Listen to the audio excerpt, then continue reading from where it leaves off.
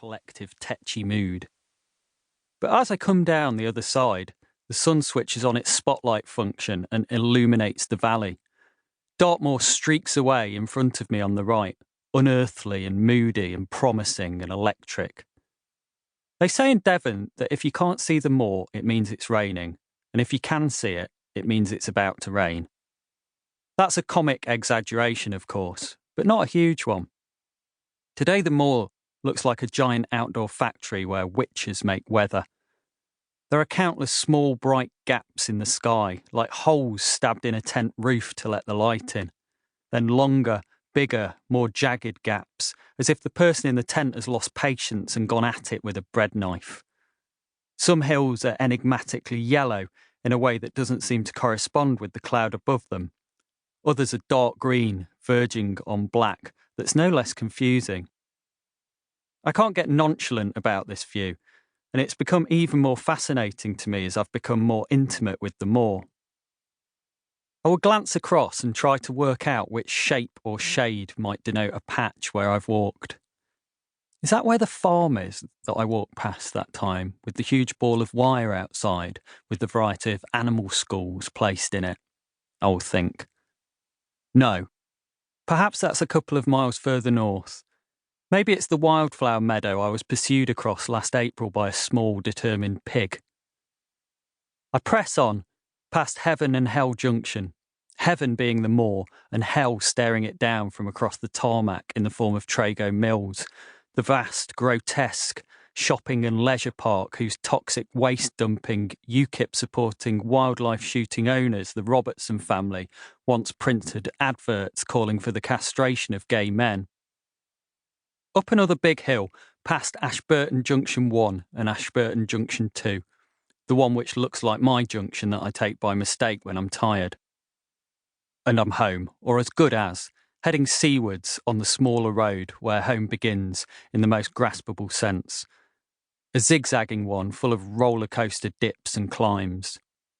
To the right of the road is the River Dart, and because the road attempts to use the river as its guide, it is at the constant mercy of its indecision. All the Dartmoor rivers are capricious, but none that race down from the moor prevaricate about their route more often than the Dart. The hills here are not like those in Somerset or East Devon, which have wide valleys and plains between them. They are a community, bunching together as if nervously fearing solitude.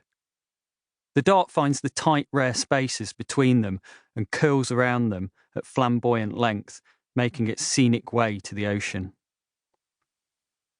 Just two of the hills in this post-moor, pre-coast landscape rise up in a more noticeable, individual way. Unlike most of their less spellbinding neighbours, both of them are known locally by name. The bulkier of the two is called Hoodball Hill, a corpulent sovereign of a hill topped with a copse somewhat resembling a mullet haircut. Its lankier neighbour around a mile away is called Yarna Beacon, although it was initially introduced to me as the Dragon's Hoof, a name that became even more appealing upon my failure to substantiate it using any historical or electronic source. At Hoodball Hill's foot, as well as the river and the bridge where the road crosses to the water's eastern bank, is the track belonging to the Buckfastleigh to Totnes tourist railway. The steam from the trains that run along this enhances the hill's mystic quality like dry ice around the ankles of a wizard. Talk to the more shamanistically inclined around here, and they might tell you that Hoodball Hill is the Atlantean temple of the moon, to which people have been known to travel many miles in order to face their shadow, or at least that a ley line passes directly through its centre, carrying mellow vibes down from Glastonbury 80 miles to the northeast. In the late 70s, an annual hippie fair was held on its slopes.